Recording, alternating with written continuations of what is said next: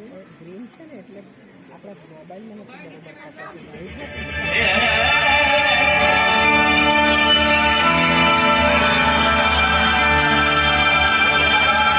विनम्र किसान का बेटा था वो दृढ़ता का भंडार.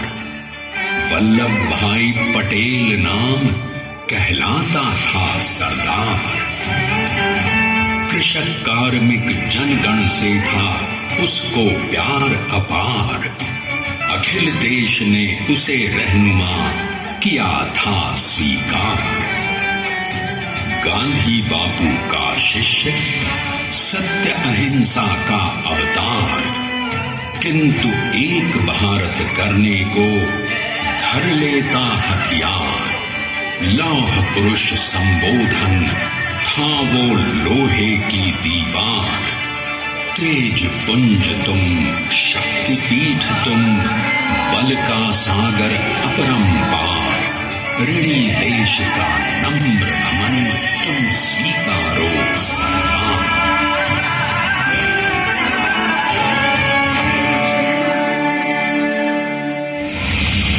1857 में अंग्रेजों को ललकारने वाले पहले स्वतंत्रता संग्राम के एक सक्रिय सिपाही थे झवेर भाई पटेल. करमसद गांव के इस बहादुर देशभक्त किसान और उनकी पत्नी लाड भाई के 5 बेटों और 1 बेटी में से चौथे पुत्र थे वल्लभ भाई. बालक वल्लभ ने करमसद के बाद नडियाद से अपनी हाई स्कूल की शिक्षा पूरी की. फिर 13 साल की उम्र में उनकी शादी भी हो गई छोटी सी झवेर बाई से. 2 बच्चों, बेटी मणिबहन और बेटे डाया भाई को जन्म देने के बाद झवेर बाई असमय ही चल बसी. सदी बदलने और 20वीं सदी आने पर उनका जीवन भी एक चमत्कार की तरह बदला. प्लीडर का इम्तिहान पास करके वो वकालत करने लगे. पहले गोधरा, फिर आणंद और उसके बाद अहमदाबाद में. मगर जल्द ही वकालत छोड़कर वो बैरिस्टर बनने की इच्छा से इंग्लैंड चले गए. लंदन में बैरिस्ट्री में अव्वल आने और वजीफा जीतने वाले वो अनोखे भारतीय थे. अब तो अहमदाबाद की वरिष्ठ अदालत में बैरिस्टर पटेल की जिरह और जीतों की धूम मच गई.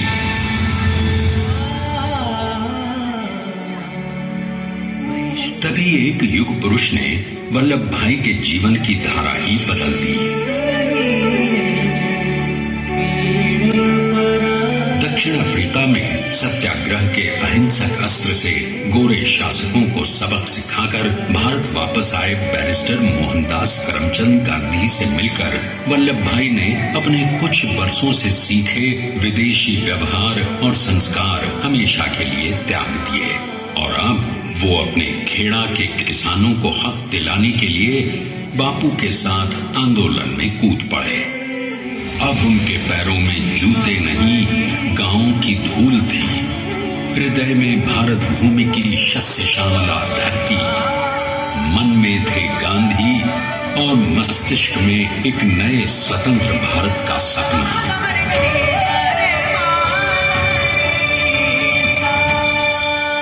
तभी बारडोली के मजबूर मजलूम किसानों की यातना का समाचार उनके पास पहुंचा. तुरंत वल्लभ भाई वहां पहुंचे और यूं शुरू हुआ भारत का सबसे बड़ा और सफल किसान आंदोलन बारडोली.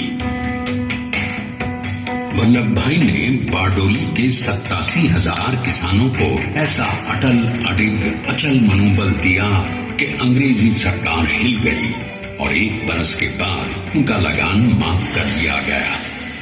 अब तो पूरे देश में लोग वल्लभ भाई के नाम की कस्में खाने लगे. स्वयं महात्मा गांधी ने कहा, अब वल्लभ भाई मेरे शिष्य या साथी नहीं, सारे देश के सरदार हैं और देश को मिल गया एक अनोखा असरदार सरदार.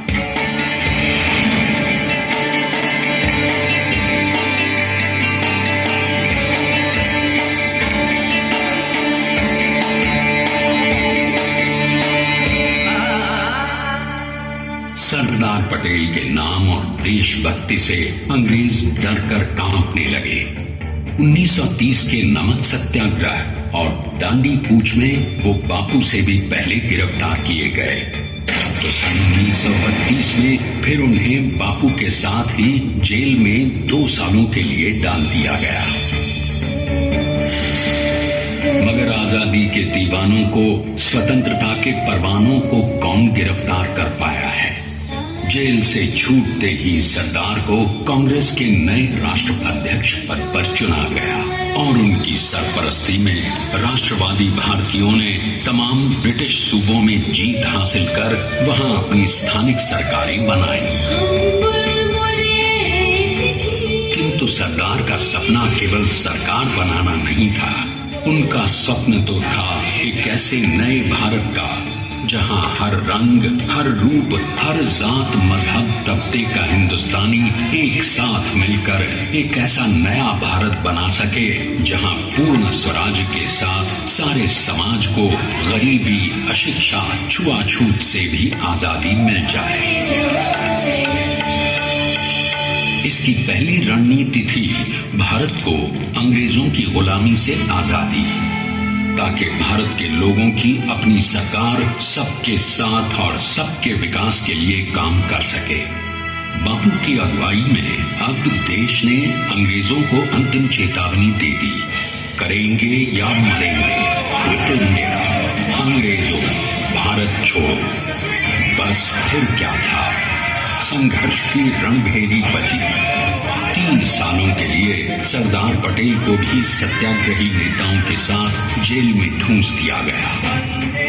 2 सालों के बाद अंग्रेजों को बापू के सभी शिष्यों और साथियों को छोड़ना पड़ा।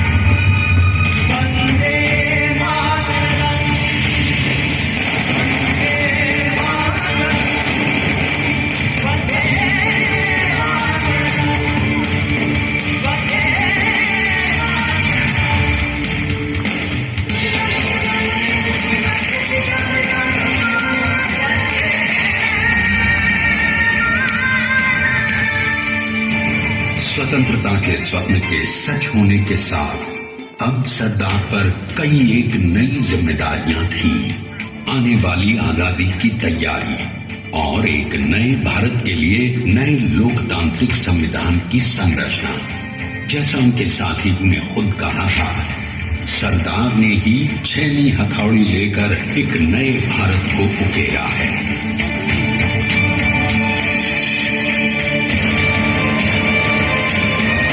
स्वाधीनता तो प्राप्त हुई, लेकिन खंडित भारत में भी उठते विभाजनवादी अंधकार को अभी दूर करना था।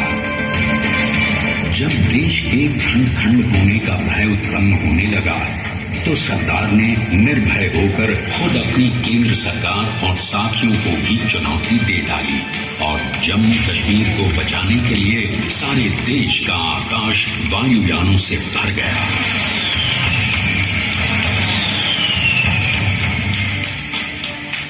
और फिर हैदराबाद और जूनागढ़ के भारत में विलयीकरण को पाकिस्तान से चुनौती मिली। सरदार चाहते थे कि देश की 1 इंच धरती अब और विभाजित नहीं होनी चाहिए।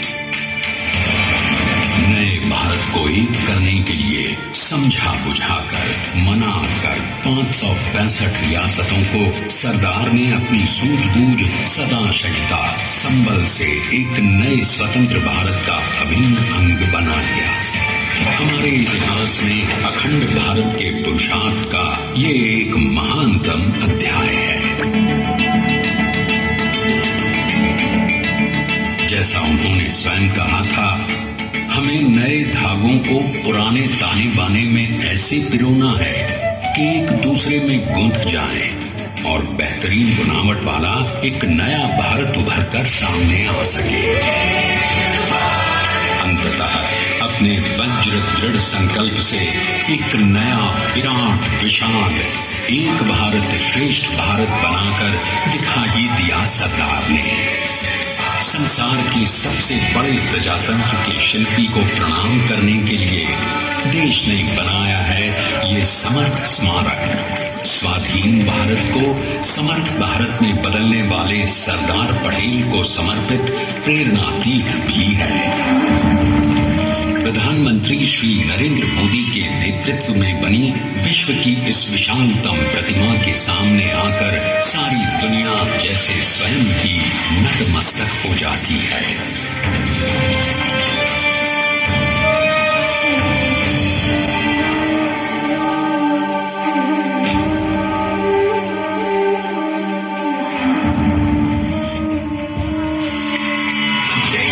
बना गया वो अमित अटल, हरा सका उससे न कोई शत्रु दल। चट्टान के समान सा पुरुष प्रबल, तो स्वदेश का सम्मान है, पटेल तो स्वदेश का सम्मान है, पटेल तो स्वदेश का सम्मान है, पटेल तो स्वदेश का सम्मान है।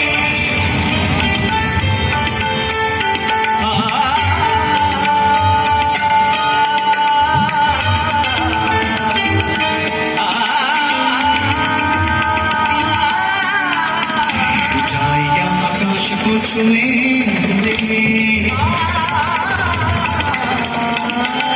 गहराइयां समुद्र की लिए कदम अडिग जमीन पर जमे हुए, पटेल अपनी आन का निशान है, पटेल अपनी आन का निशान है, पटेल तो स्वदेश का सम्मान है, स्वदेश का सम्मान है, स्वदेश का सम्मान।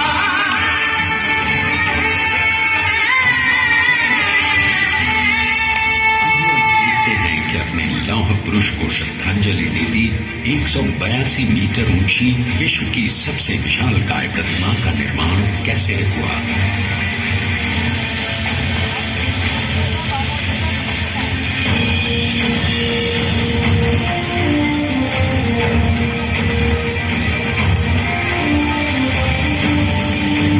गगन छूती इस अद्वितीय अभूतपूर्व प्रतिमा को बनाने के लिए सबसे पहले नदी पर 4,500 क्यूबिक मीटर का राफ्ट बना और फिर सीधा 600 फीट का कंक्रीट का कोर बनाया गया।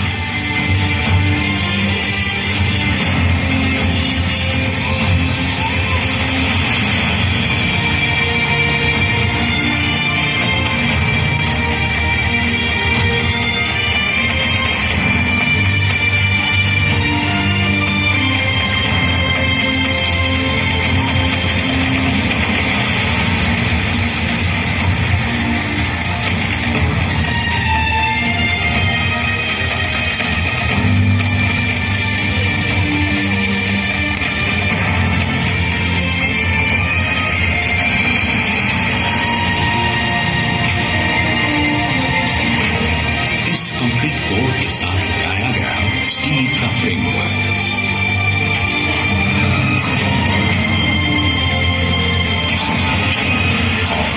इस फ्रेमिंग पर 6,500 ब्रॉन्ज के पीसेस लगाए गए।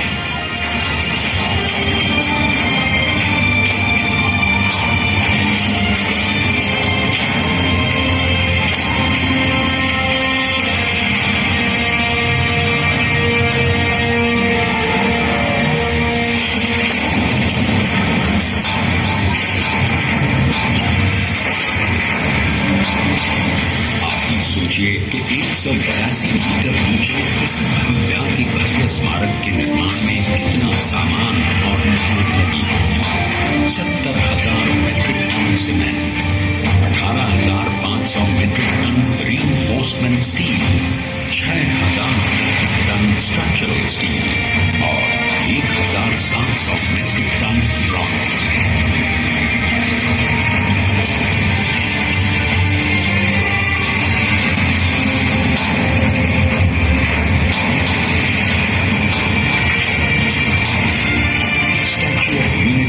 आज एक वर्ल्ड आइकॉन है और इसे मुमकिन बनाने में एक सेकंड भी देर किए बिना देश भर की टीम्स ने 24/7 काम किया।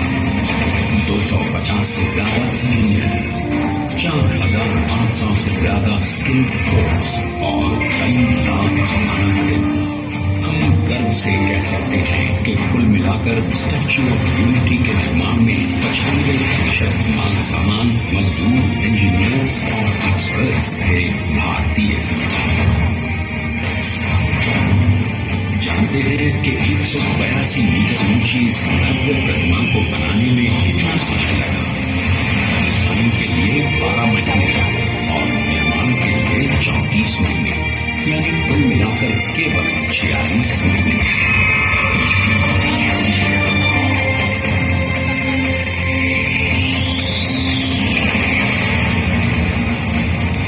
और इसी तरह बनी देश के शिल्पकार की एक अनूठी अद्वितीय विशाल प्रतिमा, जो सिर्फ आज ही नहीं बल्कि आने वाले न जाने कितने सालों तक यूं ही चमचमाती रहेगी।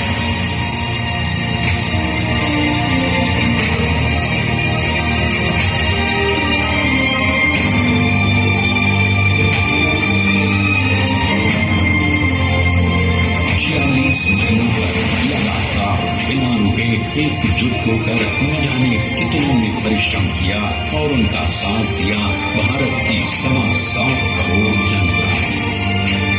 और तभी मुमकिन हो पाया एक ऐतिहासिक निर्माण जो आज कहलाता है भारत की नई पहचान। स्टैच्यू ऑफ यूनिटी, विश्व की सबसे ऊंची प्रतिमा। सरदार ने अपनी गंभीरता, शालीनता और दूरदर्शिता से भारत को संगठित करने के असंभव कार्य को संभव कर दिखाया। आइए आज हम सब उन्हीं की महिमा में विश्व के सामने एक उदाहरण रखें, क्योंकि ये ही भारत को श्रेष्ठता के मार्ग पर ले जाएगा। हमारा कर्तव्य है, हमें निश्चय कर लेना चाहिए कि हमें हिंदुस्तान में जितने लोग सबको मिल के भाई भाई की तरह रहना है। स्टैच्यू ऑफ यूनिटी एकता की प्रतिमा और श्रेष्ठता का प्रतिबिंब है। एक पहल है इस अखंड भारत को श्रेष्ठ भारत बनाने के सपने को पूरा करने के लिए। एक पुकार है हम सबको एकजुट होने के लिए। एक आंदोलन है भारत को सबसे आगे ले जाने के लिए, श्रेष्ठ बनाने के लिए।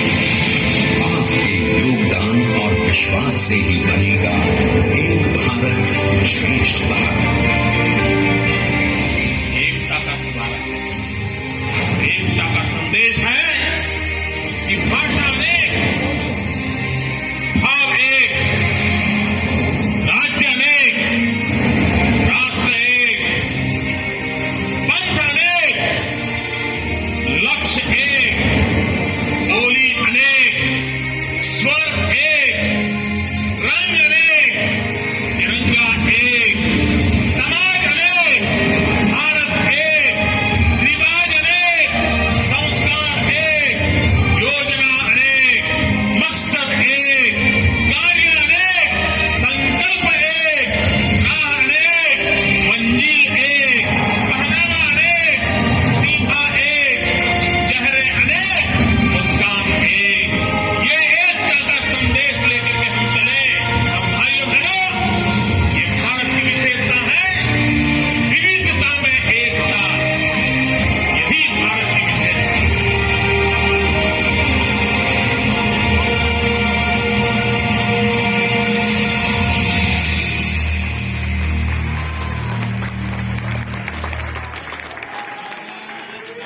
जय जय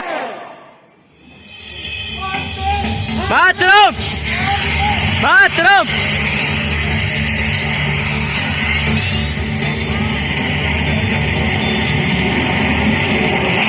Please stand up for the national anthem.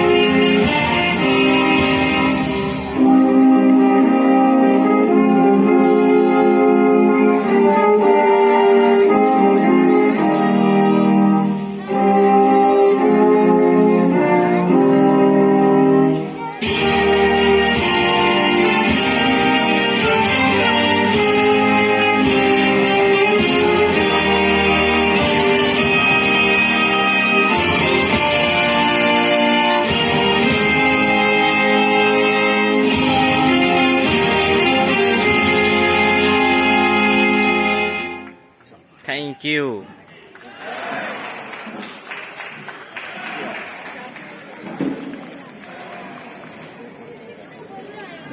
Statue of unity.